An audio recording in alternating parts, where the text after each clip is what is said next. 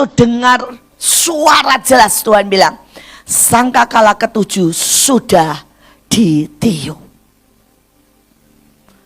Jadi saya berdoa, kalau tahun depan kegenapan itu tidak terjadi dalam hidupmu, ini masalah besar. Ya, siapkan diri untuk akselerasi. Kalau Tuhan bilang buat Hana bahwa dia adalah nabi, pembuka pintu gerbang tahun depan, itu harusnya sangat nyata. Saudara, dia nabi. Bukan orang berkata, oh dia cuma pendoa yang sering salah. Bukan. Nabi yang apapun dikatakan Janganlah pasti takut, terjadi. sebab aku menyertai engkau. Janganlah bimbang, sebab aku ini Allahmu. Aku akan meneguhkan, bahkan akan menolong engkau. Aku akan memegang engkau dengan tangan kananku yang membawa kemenangan. Edukasi rohani. Wahyu 10 ayat 7. Tetapi pada waktu bunyi sangkakala dari malaikat yang ketujuh, yaitu apabila ia meniup sangkakalanya, maka genaplah keputusan rahasia Allah, seperti yang telah diberitakan kepada hamba-hambanya, yaitu para nabi. Saudara, 2025 adalah tahun kegenapan. Karena itu Tuhan bilang akselerasi kegenapan. Ini contoh aja ya. Saudara, saya itu setiap kali lihat Bang Simon, Tuhan selalu ngomong gini, pangeran dari timur. Saudara, saudara harus tahu maunya Tuhan tahun 2025 itu digenapi. Ya, saudara saudara, kalau saya lihat Bu Melinda, itu pertama kali Tuhan bilang, saudara, dia akan membawa kesembuhan sampai ke pelosok-pelosok. Dan kesembuhan ilahi akan sangat jelas ya dalam hidupnya. Saudara, lewat obat yang paling sederhana, bahkan lewat air yang dikasih, itu akan menyembuhkan. Saudara, dan saya berdoa tahun 2025 itu menjadi kenyataan. Saudara, ini artinya tahun kegenapan. Saudara, dan itu bersamaan dengan sangkakala ketujuh. Saudara, waktu saya dapat itu, saya pikir cuma buat Mahanaim. Tapi tiba-tiba saudara nanti buka ya, khotbahnya Bu Nani, judulnya sangkakala ketujuh. Saudara, Bu Nani itu dengar suara jelas. Tuhan bilang, sangkakala ketujuh sudah ditiup. Jadi saya berdoa, kalau tahun depan kegenapan itu tidak terjadi dalam hidupmu, ini masalah besar. Ya, siapkan diri untuk akselerasi. Kalau Tuhan bilang buat Hana bahwa dia adalah nabi, pembuka pintu gerbang tahun depan, itu harusnya sangat nyata. Saudara, dia nabi. Bukan orang berkata, oh dia cuma pendoa yang sering salah. Bukan. Nabi yang apapun dikatakan pasti terjadi. Bahkan sebelum sesuatu terjadi sudah menahan atau saudara membuka jalan. Setiap saudara tahun depan, please.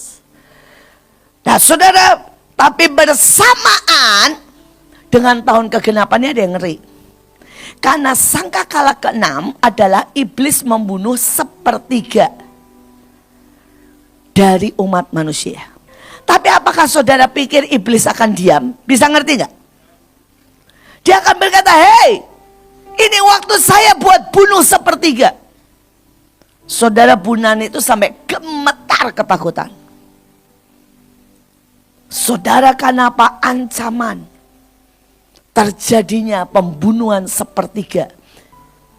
Satu tangan menahan, satu tangan saudara mencapai kegenapan dalam segala sesuatu. Oke, teriakan, satu tangan menahan, satu tangan mencapai kegenapan. Saya di tahun ini dan tahun depan, satu tangan menahan, Satu tangan mencapai kegenapan. Maka tidak ada yang miskin di antara kita. Maka saudara akan melihat semua kegenapan. Saudara berjalan dengan sign and wonder. Next, ini sangkakala ke-7. Lalu malaikat Tuhan ya meniup dan berkata, pemerintahan atas dunia. Atas siapa? Dunia. Dipegang siapa? Tuhan kita dan siapa? Siapa yang diurapi? Kenapa saudara terima pengurapan? Karena saya harus memerintah. Bilang, kenapa saudara terima pengurapan? Saudara itu terima pengurapan bukan supaya seru. Karena saudara dan saudara harus memerintah. Saudara harus memerintah sampai berkata, datang uang. Saudara sampai saudara memerintah. Sampai saudara yang berkata, banjir pindah. Tidak boleh ada banjir. Kalau mau banjir sana di tempat ada orang. Di padang gurun Sahara sana. Saudara, engkau yang berkuasa. Dunia tuh all. Termasuk saudara yang memerintah gini. Semua ya. Anak-anak generasi Z. Tidak ada yang frustasi, tidak ada yang lemes, tidak ada yang lemah. Jadi kuat. Lo memerintah. Saudara sampai memerintah berkata, hei Korea Utara, damai. Udah gak usah ribut. Semua berdamai. Saudara, engkau yang memerintah. Amin. Sampai di sini menangkap. Saudara yang akan memerintah semua. Saudara, pengetahuan WHO. Saudara, sekarang untuk itu ini ada harus, Tuhan bilang apa? Semua kalian harus berbuah. Karena seberapa engkau menerima, ayatnya banyak tapi saya untuk mempersingkat ya. Saudara, seberapa engkau dapat otoritas, itu seberapa buahmu. Bisa mengerti? Ya, nih contoh supaya gampang. Tolong cepat minta 5 penari. 5 penari kasih buah ya. Saudara ya, kasih buah. 5 penari jejer supaya cepat, supaya saudara ngerti. Supaya saudara ngerti. Tidak ada lelet di masa akselerasi. Yang tadi Joshua bilang, ya. Oke, semua masing-masing kasih buah anggur, buah apa aja ya. Nah, semua kasih. Ada yang dikasih 1, ada yang kasih 2, kasih 3. Ya, supaya saudara bisa ngerti. Ingat ya, tergantung buahmu. Bukan tergantung Tuhan pilih kasih. Seperti yang tadi Joshua bilang. Saudara, Tuhan itu sangat jatuh cinta sama Yerobeam. Tapi reaksinya nyebelin, jadi tai. Bisa mengerti? Saudara itu banyak orang bilang gini, Bu, saya kok tidak disayang buin. Tergantung engkau, bukan tergantung saya. Terutama tergantung Tuhan. Saudara, ini contoh ya. Ini contoh aja. Saudara, hari Kamis kita latihan capek. Saudara dan kita pulang, ada 2 orang SMS saya, Bu, Tuhan gerakkan saya untuk doa jam 9 malam. Dan saya lihat berantakan. Karena itu saya beresin ya, Bu. Ada makanan sampai 5 pak. Sisa pakai ayam saya bagiin. Ada nasi dan pada waktu dibuka keluar kecoaknya. Ternyata nasi itu sudah 3-4 hari di atas. Saudara nyelesep di belakang itu loh, man of God panggung. Saudara bisa bayangkan. Saudara dan orang ini ada lagi yang bilang sama saya, Bu, terima kasih ya. Ya, saudara anggap nih ya, ada yang ambil 2 buahnya gitu ya, balon kecil kayak apa, kalian ini kurang kreatif kan, ada anggur, ada apapun. Ya, oke, ya yang ini karena buahnya banyak, saudara. Maka Tuhan bilang, aku kasih 3 provinsi ke dia. Ya, karena buahnya banyak. Wah, ini lumayan, buahnya lumayan lah ya segini. Maka aku kasih, ya, kita kasih saudara yang namanya, saudara ya, kita ambil apa? Generasi revival, generasi muda. Saya carinya generasi muda, tapi anggaplah generasi muda. Wah, ini buahnya cuma berapa ini? 1, 2, dihitung sama Tuhan. Lumayan lah ya, banyak juga rupanya. Maka dikasihlah peternakan buat dia. Saudara-saudara bisa ngerti ya? Wah, ini 1 tapi gede sekali. Maka dikasihlah BMN, telekomunikasi dan semuanya ya. Sayang Bu Melinda terlalu sedikit, buahnya paling kecil dibanding yang lain dan cuma 1. Oh, tapi ada yang kecil-kecil banyak. Ada yang kecil-kecil banyak. Nah ya, saudara, maka dikasihlah dunia buat Bu Melinda. Saudara bisa mengerti? Sekali lagi, tergantung apa? Buahnya. Itu bukan soal pilih kasih. Tadi Joshua bilang adil. Tuhan itu nggak ada, saudara ya. Saudara, saya ini mau minta uang sama siapa? Suami nggak ada, semua nggak ada. Saudara, kalau pikir saya punya channel donatur, donatur itu kalau lihat saudara dimintain uang males. Saya tanya semua donatur, tidak pernah 1 kali pun saya minta uang. 1 kali pun.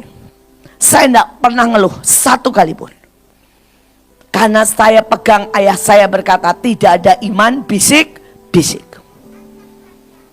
Tapi begitu saya menyenangkan Tuhan, Tuhan kasih.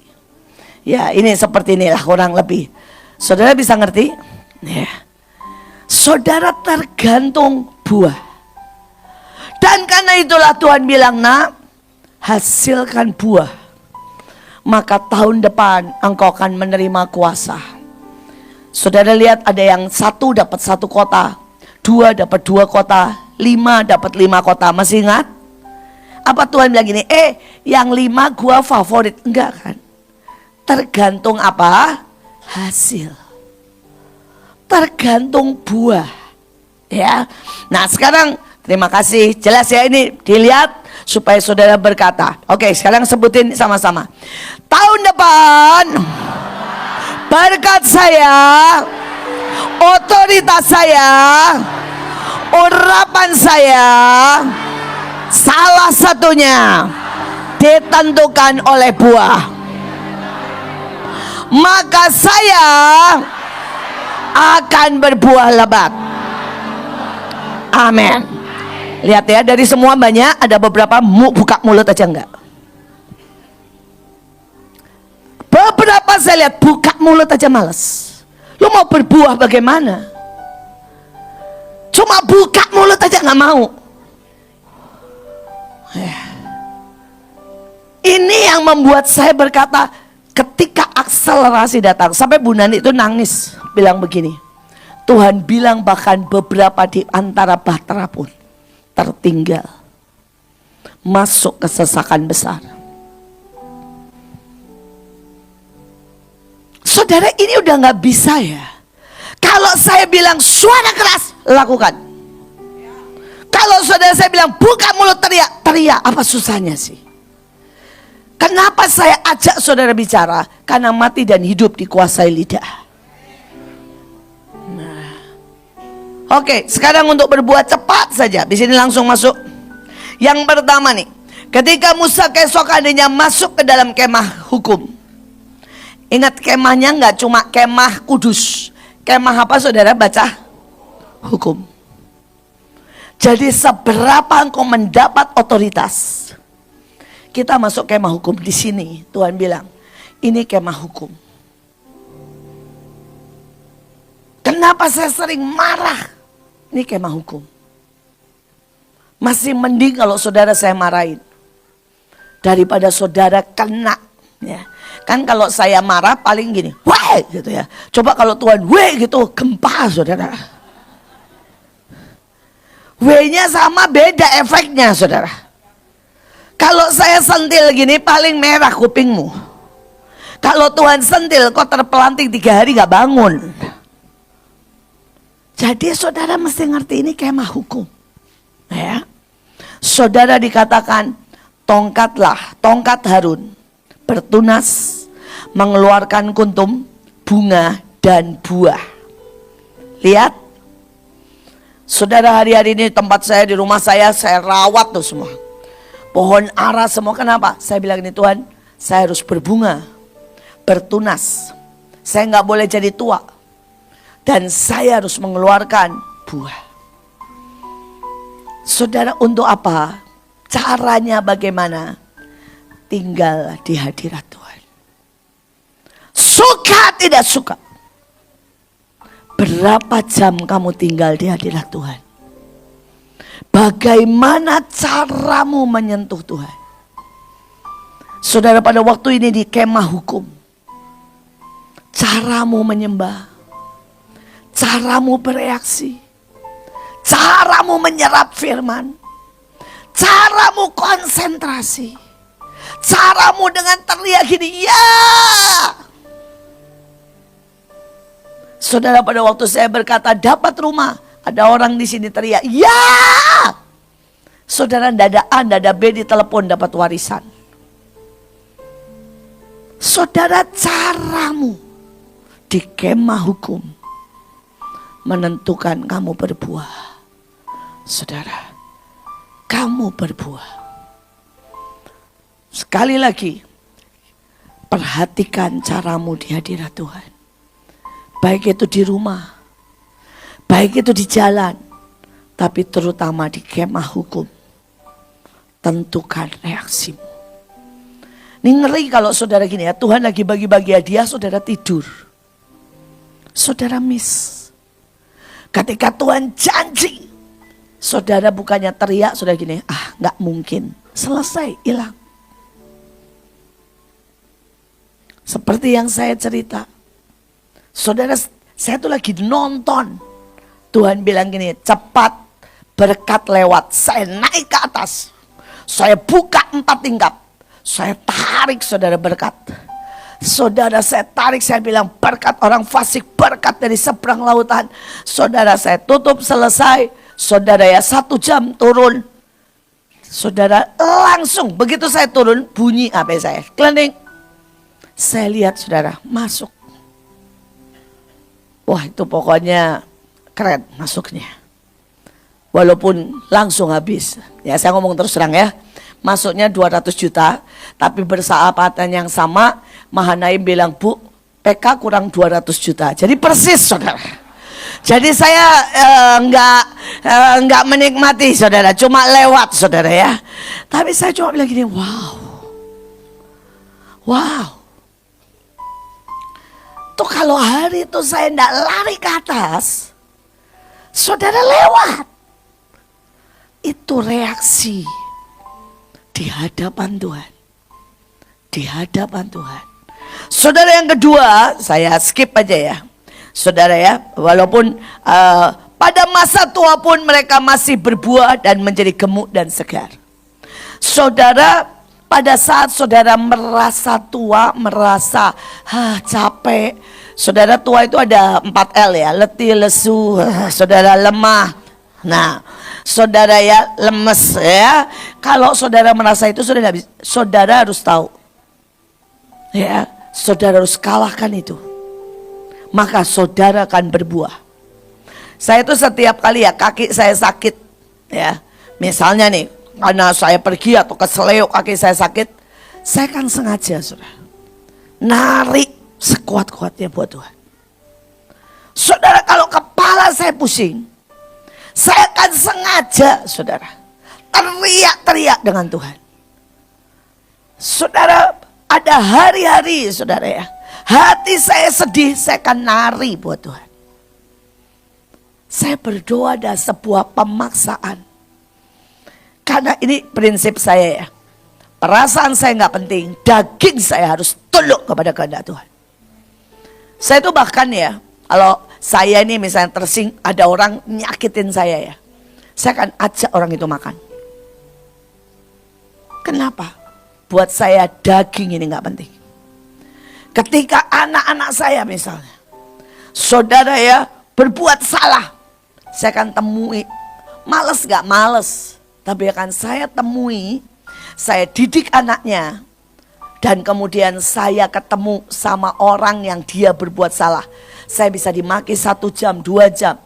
Saudara, saya itu ya istilahnya minta maaf kepada Bu Indri, saya dimaki 8 jam.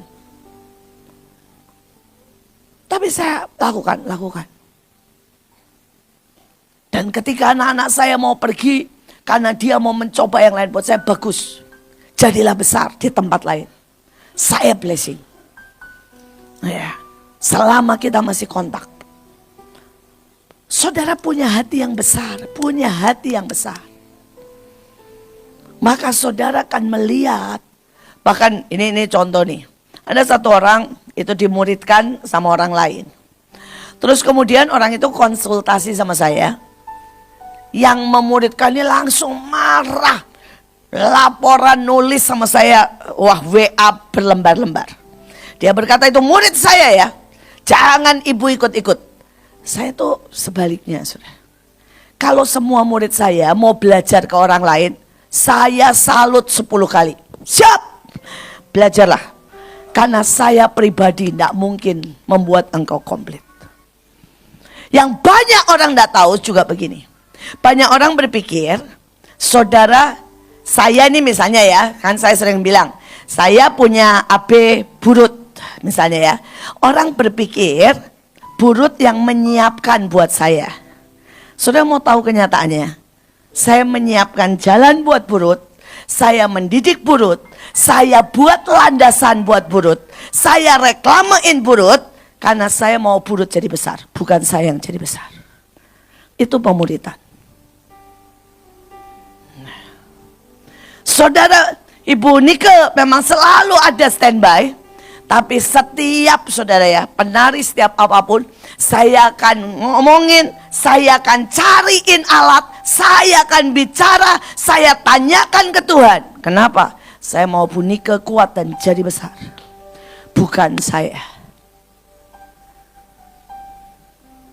Saudara, caramu, ya hatimu, itu harus saudara. Tidak ada yang tadi kata ke Joshua, mi, nggak ada. Saya tuh nggak pernah satu kali pun. Saudara, makanya kalau saya pergi kemanapun, kalau tidak ada urusan saya selalu pergi sendiri. Dan orang nanya begini, Bu sendirian, tidak ada yang bawa ini Bu, tidak, saya pasti sendiri. Karena bahkan kalau saya ajak saudara, bukan buat saudara melayani saya. Saya ajari saudara. Saya cover saudara. Saya bahkan kadang-kadang bawain senjata saudara. Saya akan di situ semua serangan saya akan hadapi. Saudara, pada waktu di Kalimantan, saudara, saya tahu dukun dan semuanya. Saya memang ngomel-ngomel sama Kristen. Tapi karena saya coverin Kristen mati-matian. Saudara, saya tahu lihat roh gede sekali mau nyerang dia. Ya, sekali lagi, jangan merasa tua. Nih Joshua dulu pernah khotbah keren. Beda antara yang pakai baju nomor 10 sama nomor 9. Betul ya Jos? Oh nomor 8 yang rada sudah tua dan kerjanya cuma ngegol nunggu itu nomor berapa? 10 kan? Iya itu nomor 10. Itu yang merasa tua saudara. Dia merasa bintang dan dia cuma nungguku. Tapi yang nomor 8, saudara dia akan lari lebih dulu. Dia buka jalan, dia kerja keras. Dia buat setelah nanti ya dekat gol, dia over itu ke 10. Dan yang dapat pujian nomor berapa? 10. Why? Saudara, why? Karena masih muda. Yang tua bentar lagi pensiun. Biar terima kemuliaan. Yang muda kerjalah 3 kali lipat. Supaya saudara engkau makin kuat. Tanya Leo. Kalau saya pergi sama Leo, mana sini? Saya nggak mau disebut mengarang. Leo, kalau nggak naik siapa yang buka jalan? Saya ya. Kalau sudah oke, saya kasih ke kamu ya. Nah, kalau sudah oke nih ya, hadirat Tuhan sudah muncul, roh Tuhan sudah muncul, saya kasih Leo kok. Saya bilang silakan antar kau, silakan khotbah. Biar kemuliaan tepuk tangan buat lu. Ya, jangan merasa tua kalau mau berbuah. Bisa mengerti?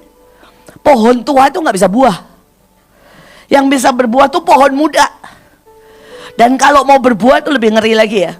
Saudara semua harus dipangkas. Saudara. Kenapa? Kalau udah kebanyakan daun, gak bisa buah. Saudara, begitu engkau berani dilukai, berani dipotong, ini salah, potong-potong, berani dimaki, saudara akan berbuah dan berbuah dan berbuah. Mau berbuah? Jadi muda, kerja 3 kali lipat, siapkan segala sesuatu. Tanya yang di grup, saudara, setiap malam sebelum kebaktian, setiap berapa hari, semuanya saya tentukan. Saya akan kerja lebih banyak. Why? Saya tidak pernah mau menjadi tua. Saya selalu pegang, saya nomor 8, saya tidak pernah nomor 10. Ya. Saya orang yang akan no limit bergerak buat Tuhan. Saudara, untuk ya berbuah, saudara harus, kita cepat aja ya, saudara harus perang. Aku menghardik bagimu belalang pelahap. Jadi dalam hidup ini banyak belalang, saudara. Salah satunya yang ngomong begini, sudah capek. Itu belalang. Saudara, kalau lihat jadwal saya hari Desember dan November, menurut saya saudara baca aja capek, saudara. Saudara, hari ini ya jam 12 saya ke Buyoki, saudara jam 11 saya ke airport, saudara saya jam 2 pagi berangkat, dan saudara sampai di Manado, saya langsung khotbah di kota Manado, dan langsung 5 jam lagi ke kota kecil, pindah lagi ke kota yang lain, pulang, saudara sorenya sudah di PPJ, saudara. Saudara ya, kalau saudara baca jadwal saya, saudara kan bacanya capek, saudara. Itu belum jadwal konseling loh, saudara. Ya. Tapi saya tahu, kalau iblis baru bilang ini, capek. Siapa bilang capek? Gak ada capek. Endless energy. Ya, boundless. Saudara ya, saudara, kita punya terus strength. Gak ada capek. Saya suka guyon sama diri saya, sama iblis. Ngomong gini, lu gak usah bohongin saya bilang capek. Buktinya saya belum turun kok berat badan. Berarti saya belum capek. Saya mesti kerja 3 kali lipat, saya bilang. Ya, kalau saudara nanti yang terima, saya ada tulisan di situ. Berat badan 71. Ya, kalau jangan nanya sekarang, pokoknya harus jadi segitu. Ya, tanda doa saudara, upahnya mantap. Nah, sekali lagi, saudara, sekali lagi. Ya, jangan saudara mendengarkan suara-suara itu. Hardik dalam nama Yesus. Amin. Saudara, yang ketiga, saudara, sebagian jatuh di tanah yang baik, lalu berbuah. Saya tutup, masih banyak sebenarnya. Tapi untuk berbuah, saudara harus putuskan, saudara on position, ada di tanah yang baik. Saudara tidak bisa berbuah ketika saudara ngobrol, tertanam bahkan dengan gossiper, bukan worshipper, tapi gossiper. Ada teman-teman yang selalu ngomong gini, iya kita semua dibujuk, kita semua dibaikin, kamu enggak. Nah, itu gossiper. Ya, dan mereka ada beberapa orang suka sama gossiper. Ya, dan dia tidak akan berbuah. Saudara, dia bilang ini, kamu selalu ditindas. Ya, itu gossiper. Saudara, saya bahkan teman saya nih ya, saudara cuma bilang gini sama saya, In, muka lu jelek banget sih, waktunya lah ke salon. Saya nggak pernah ketemu lagi sama orang itu. Coret, jret. Mereka yang mementingkan cuma yang jasmani. Alkitab bilang gak usah bergaul. Saudara, bukan saya tidak terima. Mereka yang beberapa gini, ngomong ke saya, lu jangan bagi-bagi duit terus dong. Lu pikirin dong pensiun masa depan. Saya senyum, saya bilang, saya gak pernah akan pensiun. Sampai saya diangkat di awan-awan. Gak ada kata pensiun buat saya. Saudara, tapi sejak orang itu ngomong begitu, saya gak main lagi sama dia. Gossiper. Saya pastikan, saya dikelilingi oleh orang. Nah, saya bahkan tidak mau kalau ada orang ngasih statement toxic. Tahu toxic? Ya, ada orang ngomong gini, Bu Iin itu penari tidak diberesin. Itu penari harusnya tahu diri loh. Saya langsung semprot. Mereka latihan, pemusik latihan 12 jam. Lu gak usah ngehakimin. Kalau kamu lihat kotor, lakukan, itu mesbahmu. Buat saya orang toksik, orang menghakimi, saudara saya semprot. Kalau nggak berubah, coret. Saya tidak akan bermain. Karena saya harus tumbuh. Ya, di tempat, saudara. Di mana akan berbuah 100 kali lipat. Loh, saya itu kalau investasi sama orang, saya nuntut buah. Maaf ya, saya sama-sama Tuhan. Loh, Tuhan ngasih, Tuhan nuntut buah nggak? Yang nggak berbuah diapakan? Alkitab bilang, potong. Dari satu, yang tetap satu diapain? Dibuang, masuk dalam kesesakan besar. Jadi kalau saya ngasih apapun ke orang, saya minta buah. Nggak berbuah, selesai. Nggak ada perubahan karakter. Saudara dapat baju saya, nggak pernah melayani, nggak pernah doa tumpang tangan, nggak pernah menginjil, selesai. Saya minta buah. Tuhan minta buah. Akselerasi percepatan dimulai dengan apa? Berbuah. Terakhir ada videonya. Ini berbuah, ya. Ini videonya. Lihat, kalau berbuah tuh jangan dikit-dikit. Berbuah tuh kayak begini. Nih, ya. Oke, lihat ya. Sip. Pertama harus dipotong dan dicangkok. Saudara, kalau dari biji itu lama. Jadi saudara harus dicangkok kepada buah pohon yang sudah kuat. Nih buah, jadi banyak, saudara ya. Kalau saudara itu dicangkok, ya, dipotong, ditancap. Nah, saudara, kalau beberapa pohon itu harus direbahkan, saudara harus hineni, harus berani diinjak, saudara. Saudara, hasilnya buahnya seperti itu. Saudara, kalau saudara tidak diinjak, saudara lihat, buah tuh segede gitu ya. Ya, buah tuh jangan nanggung itu, saudara. Itu namanya berbuah, ya. Mana yang berbuah harus seperti itu, jelas? Ya, oke. Tidak ada masa lama. Ya, cuma sedikit karena waktu. Saudara ya, saya mau ngomong gini. Saudara, alpukat kalau ditanam pakai biji itu 10 tahun baru berbuah. Ngeri nggak, saudara? Saudara mau tahu kalau dipotong, ditancap, saudara. Saudara mau tahu berapa? Setahun. Yang lebih gila lagi pepaya. Pepaya itu kalau dari biji, saudara, dia butuh setahun. Itu kalau untung, biasanya 2 tahun. Tapi kalau dipotong, ditancap, saudara mau tahu berapa? 3 bulan. Dan saya nggak keluarkan karena waktu, buahnya itu bisa sampai bawah. Saudara perlu dipotong dan tancap ke hidupku. Tancap ke hidup para pemimpin. Tancap hidupmu, beranikan dirimu dipotong habis. Tancap. Saudara akan berbuah dalam waktu sangat singkat. Itu namanya pemuritan. Tuhan Yesus Matius pasal 13. Perumpamaan tentang seorang penabur. Pada hari itu keluarlah Yesus dari rumah itu dan duduk di tepi danau. Maka datanglah orang banyak berbondong-bondong, lalu mengerumuni dia, sehingga ia naik ke perahu dan duduk di situ. Sedangkan orang banyak semuanya berdiri di pantai. Dan ia mengucapkan banyak hal dalam perumpamaan kepada mereka, katanya, adalah seorang penabur keluar untuk menabur. Pada waktu ia menabur, sebagian benih itu jatuh di pinggir jalan. Lalu datanglah burung dan memakannya sampai habis.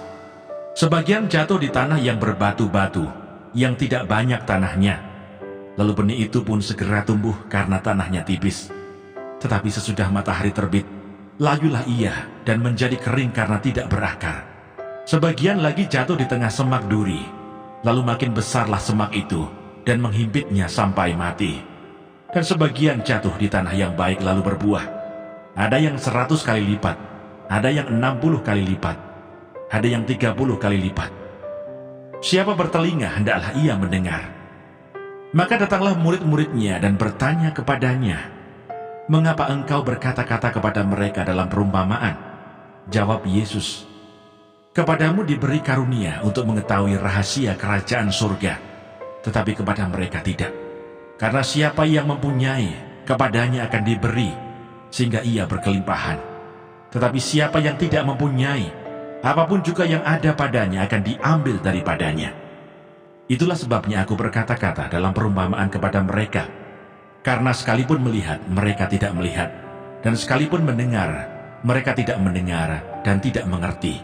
Maka pada mereka genaplah nubuat Yesaya yang berbunyi, kamu akan mendengar dan mendengar, namun tidak mengerti. Kamu akan melihat dan melihat, namun tidak menanggap.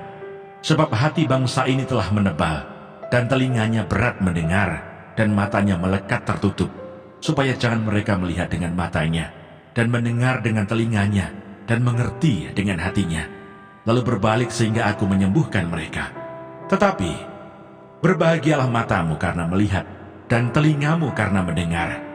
Sebab aku berkata kepadamu, sesungguhnya banyak nabi dan orang benar ingin melihat apa yang kamu lihat, tetapi tidak melihatnya, dan ingin mendengar apa yang kamu dengar, tetapi tidak mendengarnya. Karena itu, dengarlah arti perumpamaan penabur itu. Kepada setiap orang yang mendengar firman tentang kerajaan surga, tetapi tidak mengertinya, datanglah si jahat dan merampas yang ditaburkan dalam hati orang itu. Itulah benih yang ditaburkan di pinggir jalan. Benih yang ditaburkan di tanah yang berbatu-batu ialah orang yang mendengarkan firman itu dan segera menerimanya dengan gembira, tetapi ia tidak berakar dan tahan sebentar saja. Apabila datang penindasan atau penganiayaan karena firman itu, orang itu pun segera murtad. Yang ditaburkan di tengah semak duri ialah orang yang mendengar firman itu, lalu kekhawatiran dunia ini dan tipu daya kekayaan menghimpit firman itu, sehingga tidak berbuah. Yang ditaburkan di tanah yang baik ialah orang yang mendengar firman itu dan mengerti, dan karena itu ia berbuah. Ada yang 100 kali lipat, ada yang 60 kali lipat, ada yang 30 kali lipat. Perumpamaan tentang lalang di antara gandum. Yesus membentangkan suatu perumpamaan lain lagi kepada mereka, katanya, hal kerajaan surga itu seumpama orang yang menaburkan benih yang baik di ladangnya. Tetapi pada waktu semua orang tidur, datanglah musuhnya menaburkan benih lalang di antara gandum itu, lalu pergi. Ketika gandum itu tumbuh dan mulai berbulir, nampak jugalah lalang itu. Maka datanglah hamba-hamba Tuan ladang itu kepadanya dan berkata, Tuan, bukankah benih baik yang Tuan taburkan di ladang Tuan? Dari manakah lalang itu? Jawab Tuan itu, seorang musuh yang melakukannya. Lalu berkatalah hamba-hamba itu kepadanya, jadi maukah Tuan supaya kami pergi mencabut lalang itu? Tetapi ia berkata, jangan. Sebab mungkin gandum itu ikut tercabut pada waktu kamu mencabut lalang itu. Biarkanlah keduanya tumbuh bersama sampai waktu menuai. Pada waktu itu aku akan berkata kepada para penuai, kumpulkanlah dahulu lalang itu, dan ikatlah berberkas-berkas untuk dibakar. Kemudian kumpulkanlah gandum itu ke dalam lumbungku. Perumpamaan tentang biji sesawi dan ragi. Yesus membentangkan suatu perumpamaan lain lagi kepada mereka, katanya, hal kerajaan surga itu seumpama biji sesawi yang diambil dan ditaburkan orang di ladangnya. Memang biji itu yang paling kecil dari segala jenis benih, tetapi apabila sudah tumbuh, sesawi itu lebih besar daripada sayuran yang lain, bahkan menjadi pohon, sehingga burung-burung di udara datang bersarang pada cabang-cabangnya. Dan ia menceritakan perumpamaan ini juga kepada mereka. Hal kerajaan surga itu seumpama ragi yang diambil seorang perempuan dan diadukkan ke dalam tepung terigu 3 sukat sampai khamir seluruhnya. Semuanya itu disampaikan Yesus kepada orang banyak dalam perumpamaan, dan tanpa perumpamaan suatu pun tidak disampaikannya kepada mereka, supaya genaplah firman yang disampaikan oleh Nabi. Aku mau membuka mulutku mengatakan perumpamaan. Aku mau mengucapkan hal yang tersembunyi sejak dunia dijadikan. Penjelasan perumpamaan tentang lalang di antara gandum. Maka Yesus pun meninggalkan orang banyak itu lalu pulang. Murid-muridnya datang dan berkata kepadanya, jelaskanlah kepada kami perumpamaan tentang lalang di ladang itu. Ia menjawab katanya, orang yang menaburkan benih baik ialah anak manusia. Ladang ialah dunia. Benih yang baik itu anak-anak kerajaan, dan lalang anak-anak si jahat. Musuh yang menaburkan benih lalang ialah iblis. Waktu menuai ialah akhir zaman, dan para penuai itu malaikat. Maka seperti lalang itu dikumpulkan dan dibakar dalam api, demikian juga pada akhir zaman. Anak manusia akan menyuruh malaikat-malaikatnya, dan mereka akan mengumpulkan segala sesuatu yang menyesatkan dan semua orang yang melakukan kejahatan dari dalam kerajaannya. Semuanya akan dicampakkan ke dalam dapur api. Di sanalah akan terdapat ratapan dan kertakan gigi. Pada waktu itulah orang-orang benar akan bercahaya seperti matahari dalam kerajaan Bapa mereka. Siapa bertelinga, hendaklah ia mendengar. Perumpamaan tentang harta terpendam dan mutiara yang berharga. Hal kerajaan surga itu seumpama harta yang terpendam di ladang, yang ditemukan orang, lalu dipendamkannya lagi. Oleh sebab sukacitanya pergilah ia menjual seluruh miliknya, lalu membeli ladang itu. Demikian pula hal kerajaan surga itu, seumpama seorang pedagang yang mencari mutiara yang indah. Setelah ditemukannya mutiara yang sangat berharga, ia pun pergi menjual seluruh miliknya, lalu membeli mutiara itu. Perumpamaan tentang pukat. Demikian pula hal kerajaan surga itu, seumpama pukat yang dilabuhkan di laut, lalu mengumpulkan berbagai-bagai jenis ikan. Setelah penuh pukat itu pun diseret orang ke pantai, lalu duduklah mereka dan mengumpulkan ikan yang baik ke dalam pasu, dan ikan yang tidak baik mereka buang. Demikianlah juga pada akhir zaman, malaikat-malaikat akan datang memisahkan orang jahat dari orang benar, lalu mencampakkan orang jahat ke dalam dapur api. Di sanalah akan terdapat ratapan dan kertakan gigi. Mengertikah kamu semuanya itu? Mereka menjawab, ya, kami mengerti. Maka berkatalah Yesus kepada mereka, karena itu setiap ahli Taurat yang menerima pelajaran dari hal kerajaan surga itu, seumpama tuan rumah yang mengeluarkan harta yang baru dan yang lama dari perbendaharaannya. Yesus ditolak di Nazaret. Setelah Yesus selesai menceritakan perumpamaan-perumpamaan itu, ia pun pergi dari situ. Setibanya di tempat asalnya, Yesus mengajar orang-orang di situ di rumah ibadat mereka. Maka takjublah mereka dan berkata, dari mana diperolehnya hikmat itu dan kuasa untuk mengadakan mukjizat-mukjizat itu? Bukankah ia ini anak tukang kayu? Bukankah ibunya bernama Maria dan saudara-saudaranya Yakobus, Yusuf, Simon dan Yudas? Dan bukankah saudara-saudaranya perempuan semuanya ada bersama kita? Jadi, dari mana diperolehnya semuanya itu? Lalu mereka kecewa dan menolak dia. Maka Yesus berkata kepada mereka, seorang nabi dihormati di mana-mana, kecuali di tempat asalnya sendiri dan di rumahnya.